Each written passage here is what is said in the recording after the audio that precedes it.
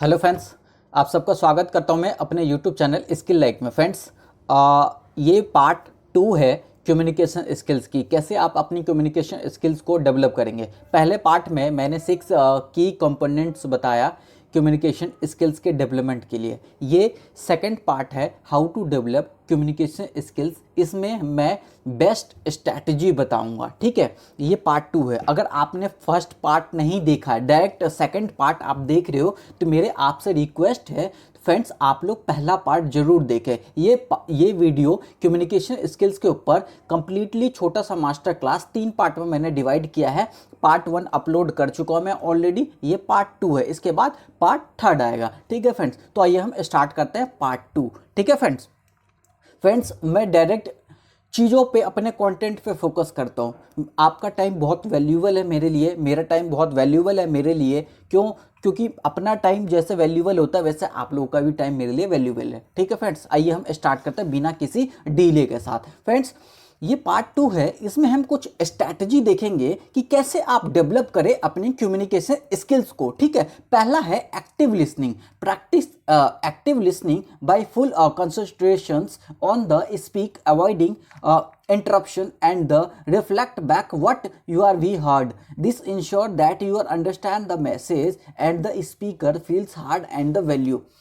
सबसे पहले फ्रेंड्स, आप ना एक एक्टिव लिसनर बने। ठीक है, आप एक अच्छा गुड लिसनर बने। आप एक अच्छा स्पीकर तभी बन पाते हैं जब आप एक अच्छा लिसनर होते हैं। जब आप दूसरों की बात अच्छे से सुनते हैं, ध्यान से, माइंड को बिल्कुल कंसंट्रेट करके आप दूसरों की बात सुनते हैं, तब जाके आप एग्जैक्ट फोकस करते हैं चीज़ों पे।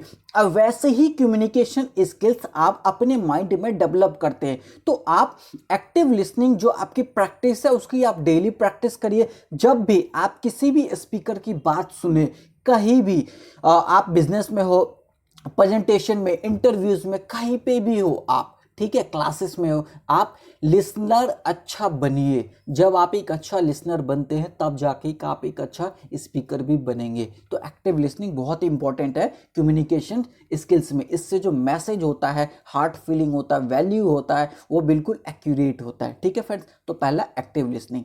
ये बेस्ट स्ट्रैटेजी बता रहा हूं, बहुत कम लोग ऐसे बताते हैं। दूसरे पे है क्लैरिटी एंड ब्रेविटी। ठीक, ये क्या होता है भैया? Focus on making your communication clear and concise, avoid using overly complex language or jargon at that might confuse your audience. Stick to the point and make sure your message is easy to understand. Friends, clarity and brevity क्या होती है? ठीक है, आपका focus main message पे होना चाहिए, main communication पे होना चाहिए, एक मेन एजेंडा पे होना चाहिए। ठीक है, उसमें अवॉइड करें आप फालतू की चीजें, लेंथी बनाना। मान लो सपोज दैट कि मुझे किसी से 500 रुपीज़ मांगना। सपोज दैट मैंने अपने दोस्त को बुलाया और मैंने अपने दोस्त को बोला कि मुझे अपने दोस्त से हेल्प चाहिए, एक छोटा सा, मुझे 500 रुपीज़ उधार चाहिए। ठीक है फ्रेंड्स, तो मैं अपने दोस्त को क्या बोलूँगा? मोहित, मेरे को यार 500 की ज़रूरत है, ऐसे ऐसे ये प्रॉब्लम है, इसके लिए चाहिए, और मैं इतने ना इतने तारीख को मैं तुझे पे कर दूंगा जब मेरे पास आ जाएगा तो। ठीक है, ये होता है डायरेक्ट कम्युनिकेशन। अब मैं यहीं पे बात करूं, मोहित, अरे यार मोहित तो आ गया, यार तुझे पता है आजकल पैसे की कितनी दिक्कत है यार, आजकल पैसे ये है, कमा नहीं पा रहा हूँ मैं अच्छे से, खर्च हो जाता है। तो ये क्या होता है? अपनी बात को लेंथी बनाना, खींचना, चीज़ें छोटी छोटी चीज़ के मैं इसमें क्या कर रहा हूँ, मिसलेनियस बना रहा हूँ बात को। डायरेक्ट कम्युनिकेशन तो आपकी, अगर आपकी थॉट्स में, आपकी वॉइस में क्लैरिटी नहीं रहेगी, आप डायरेक्ट पॉइंट टू पॉइंट बात करो। मैं मानता हूं कि कभी कभी जब हम बात करते हैं, कुछ ना कुछ हमें लेंदी बनाना होता है, इजी टू अंडरस्टैंड। उसमें कुछ ऐसा लैंग्वेज नहीं, मान लो सपोज दैट कि आप एक टीचर हो, आप स्टूडेंट को समझा रहे हो चीजें, तो उसको टफ लैंग्वेज में नहीं समझाना है, बड़े बड़े एक इंग्लिश का सेंटेंस में नहीं बताना है, बड़ी बड़ी हिंदी की बड़े बड़े सेंटेंस, ऐसा वर्ड्स जिसका वो मीनिंग भी ना पता हो और उसके सर के ऊपर से चला जाए, तो ऐसा नहीं करना है आपको।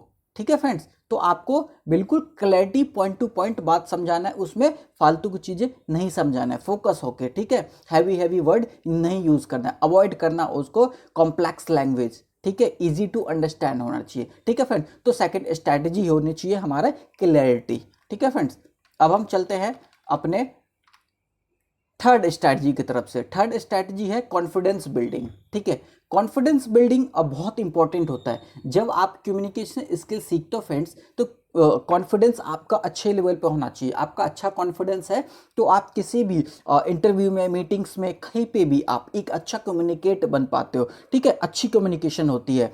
कॉन्फिडेंस बिल्डिंग क्या होता है? Building your confidence by practice public speaking, engage with discussions and taking the leadership role. Confidence helps your convey your message and more effectively and makes other more likely to use। एक minute friends,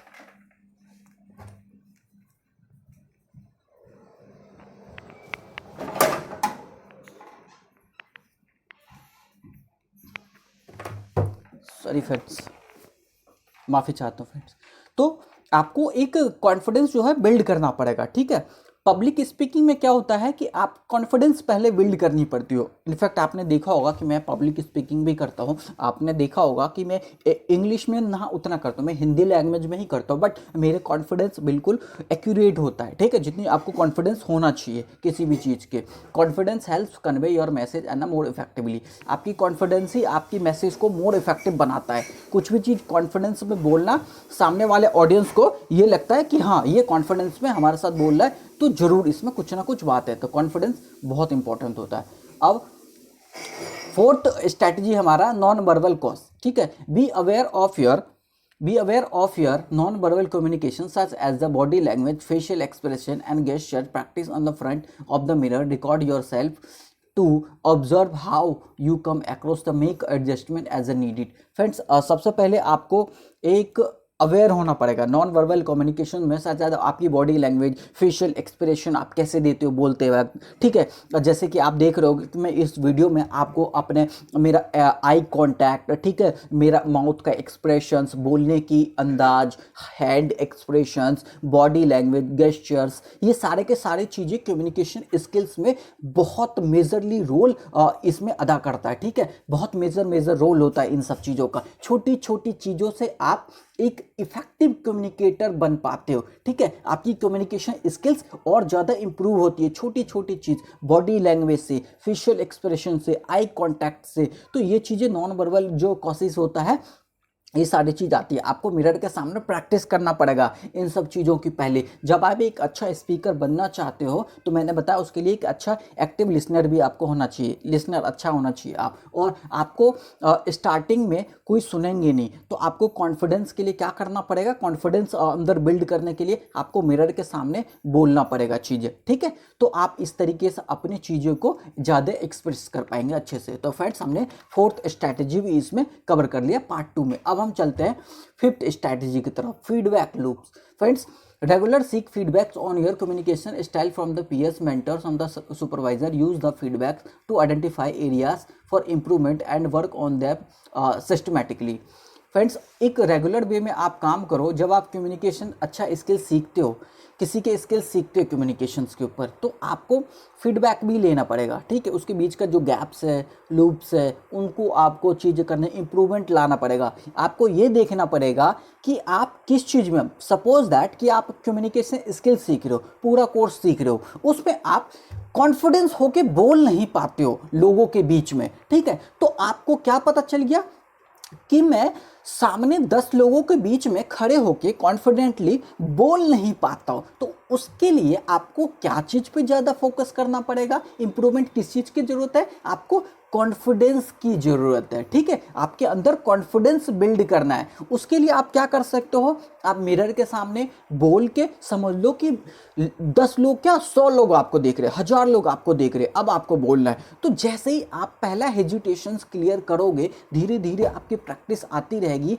बोलने की mirror के सामने, तो एक तरीके से आपके धीरे धीरे कॉन्फिडेंस बिल्ड होगा। फ्रेंड्स, मैं एक चीज़ आपको बता दूं कि कॉन्फिडेंस ऐसी चीज़ है कि एक दिन में किसी का बिल्ड नहीं होता। ये धीरे धीरे छोटी छोटी चीज़ डे टू डे प्रैक्टिस से बिल्ड होता है। जब आप पब्लिक स्पीकिंग मैंने सीखा था, तो मेरे भी जब मैं बोलता हूँ सामने, अभी मैं आपके सामने वीडियो में कैमरा के सामने बिल्कुल कॉन्फिडेंट होकर बोलता हूँ। क्यों? क्योंकि धीरे धीरे बिल्ड हुआ मेरा ये। ठीक है, तो आपको फीडबैक लेनी है लोगों से। आपको पता करना है कि आपकी कम्युनिकेशन स्किल्स में ऐसा कौन सा एरिया है जहाँ पे आपको सबसे ज़्यादा इंप्रूवमेंट की ज़रूरत है, वर्क करने की ज़रूरत है। ठीक है फ्रेंड्स। तो फीडबैक लूप्स में आपको अपनी कमियों पे नज़र डाल के उसको इम्प्रूव करना है, ठीक है फ्रेंड्स। तो 5th पॉइंट भी हमने क्लियर कर लिया। अब हम चलते हैं अपने 6th स्ट्रैटेजी की तरफ। Empathy. Develop empathy by the putting yourself in the other shoes, understand their emotions, perspectives, and the need. This can help your tailored communication be more effective and sensitive with the situation. ठीक है friends, आपको friends एक empathy भी gain करनी है। जो भी आप बोलते हो उसके अंदर इमोशंस, दूसरों की हेल्प की भावना से, ठीक है, आप ऐसे कम्युनिकेट करो, ऐसी बातें करो। जब आप एक अच्छा पब्लिक स्पीकर बनते हैं तो आपके बातों में इमोशन झलकना चाहिए, लोग दया भावना झलकना चाहिए, ताकि ये लगे ना लोगों को कि हाँ भाई ये बोल रहा है तो सच में मेरे भलाई के लिए ही बोल रहा है, या फिर इससे बहुत भला होगा लोगों के लिए। तो ये चीज़ आपको डेवलप करना है, ठीक है। कम्युनिकेशंस के लिए बहुत ज़्यादा इफेक्टिव होता है ये, ठीक है, एम्पैथी।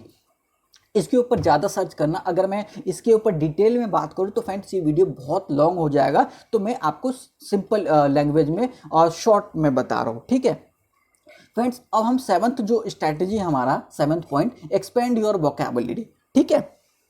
अब enhance your vocabulary by reading widely books, learning new words and practice their use in the conversation, and writing a rich vocabulary allow your to express yourself more peaceful and effectively। ठीक है friends, अब क्या करना है, आपको अपनी vocabulary को improve करना है, ज़्यादा से ज़्यादा बुक्स पढ़नी है, रीडिंग करनी है, हैवी वर्ड्स पढ़नी है, हैबिट में लानी है, ठीक है। ऐसे ऐसे वर्ड्स की प्रैक्टिस करनी है, सेंटेंस की प्रैक्टिस करनी है, जो आप बोलना चाहते हैं, हिंदी इंग्लिश कोई मैटर नहीं करता है। सबसे पहले आप कॉन्फिडेंस बिल्ड करो, वोकैबुलरी सीखो, नए नए वर्ड सीखो, ठीक है, हिंदी इंग्लिश दोनों में सीखो, ठीक है।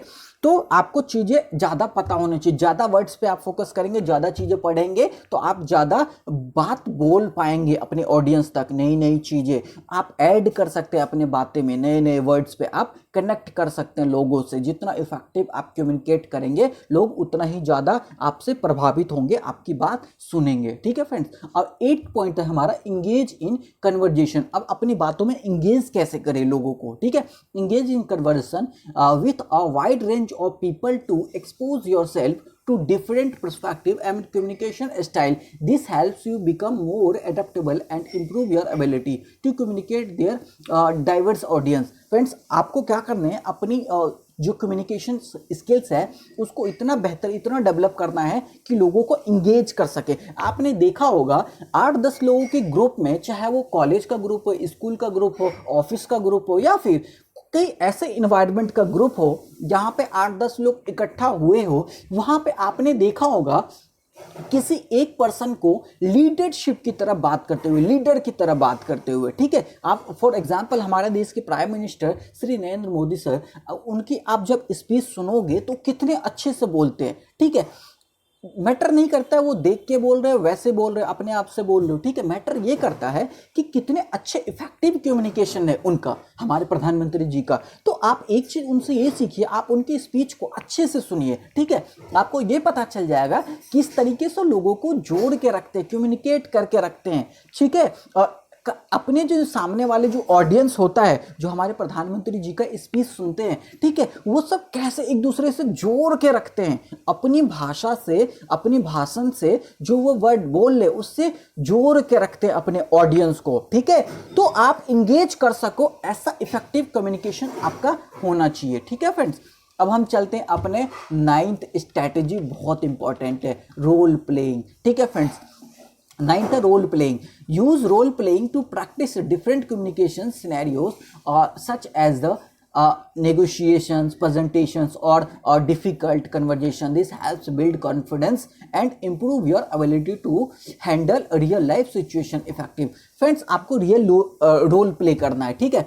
आपको क्या करना है, कम्युनिकेशन सिनेरियो दिखाना है, such as the negotiation, presentation skills आपको बनानी है। जब आप नया नया कम्युनिकेशन स्किल्स आप सीखो तो सबसे पहले क्या करो, डिफरेंट टाइप्स को, डिफरेंट नॉलेज के ऊपर प्रेजेंटेशंस बनाओ, ठीक है।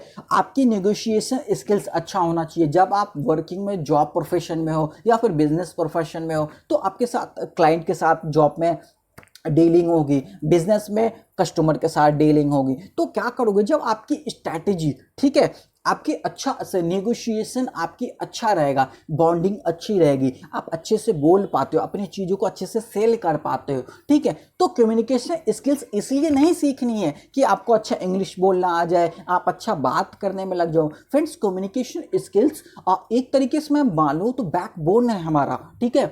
ये क्यों बैकबोन है? क्योंकि कम्युनिकेशन स्किल्स आपको कॉलेज में भी काम आएगा, स्कूल्स में भी काम आ जाएगा, वर्किंग प्रोफेशन में भी काम आएगा और बिजनेस में भी काम आएगा, या फिर डे टू डे लाइफ में आपको बहुत ज़रूरत है एक अच्छा कम्युनिकेशन स्किल्स की। क्योंकि फ्रेंड्स, मैं भी इस चीज़ पे और अच्छे से काम कर रहा हूँ, अपनी कम्युनिकेशन स्किल्स को और इम्प्रूव कर रहा हूँ। क्यों? क्योंकि जब आपके लिए मैं प्रेजेंटेशन बनाता हूँ, वीडियो देता हूँ आपको अपने चैनल पे, तो आप लोग क्यों मुझे देखना पसंद करेंगे, क्यों मुझे फॉलो करेंगे, क्यों स्कूल लाइक यूट्यूब चैनल, इसके लाइक यूट्यूब चैनल को फॉलो करके मेरा कंटेंट क्यों आप लोग कंज्यूम करना चाहेंगे? क्योंकि मैं आपको अच्छा कंटेंट देता हूं, आपको वैल्यूएबल कंटेंट प्रोवाइड करवाता हूं, अपने स्पीकिंग स्टाइल से, अपनी बॉडी लैंग्वेज, अपनी फेशियल एक्सप्रेशन, अपनी एक अच्छा कम्युनिकेट करके मैं आप लोगों को इनकरेज कर रहा हूं, अपने ऊपर क्या कर रहा हूं, अच्छे से इंगेज कर रहा हूं, ताकि आप लोग मेरा कंटेंट कंज्यूम करो अपने ग्रोथ के लिए, ठीक है फ्रेंड। तो इसमें मेरा भी बेनिफिट्स है कि आप लोग मुझे देख रहे हैं, ताकि मेरे को भी एक अच्छा मोटिवेशन मिलता है कि हाँ, मेरा कंटेंट भी आप लोगों के काम आता है, आप लोग अच्छे से मेरा कंटेंट कंज्यूम करते हो, ठीक है फ्रेंड। तो मुझे अगला वीडियो बनाने में एक अच्छा मोटिवेशन डेवलप होता है मेरे अंदर, ठीक है। आप लोगों को भी लाइफ में कुछ वैल्यू ऐड करो, आप लोग भी कुछ अच्छा सीख रहे हो, ठीक है फ्रेंड। तो रियल लाइफ से आपके सिचुएशन से बहुत इफेक्टिवली होता है। तो फ्रेंड्स, आपको रोल प्लेइंग करना है, आप जितना प्रैक्टिस करो उतना इंपॉर्टेंट है। अब फ्रेंड्स, इस पार्ट 2 में अब ये लास्ट पॉइंट है, माइंडफुल कम्युनिकेशंस। क्या होता है ये 10th strategy, last point, practice mindful communication by being fully present in your interactions, pay attention to your tone, face and volume and adjust the base on the context and audience. Friends, जब mindful communication होता है तो सबसे पहले आपको यह ध्यान रखना है, आप कहाँ बोल रहे हो, किस प्लेस पे बोल रहे हो, आपके द्वारा क्या बोला जा रहा है, इन सब चीज़ों से आपकी वॉल्यूम कितना हाई होना चाहिए। सपोज दैट कि आप एक ऐसे जगह पे हो जहाँ पे बहुत लोग मौन है, ज़्यादा आप बोल नहीं सकते, वहाँ पे आपकी जो वॉल्यूम है स्पीच का, वो टोन लो होना चाहिए, ठीक है। वहाँ पे आप चिल्ला कर नहीं बात कर सकते हो। और जहाँ पे सपोज दैट कि आप किसी पॉलिटिशियन पार्टी का आप प्रचार कर रहे हो, आप घूम रहे हो गली गली, नारेबाजी कर रहे हो, वहाँ पे आप धीरे नहीं बोल सकते हो, हमारा पार्टी जिंदाबाद, अमर रहे, कुछ भी, जो भी आपके पार्टी के नाम हो, हमारा नेता कैसा हो, ऐसा नहीं, हमारा नेता कैसा हो।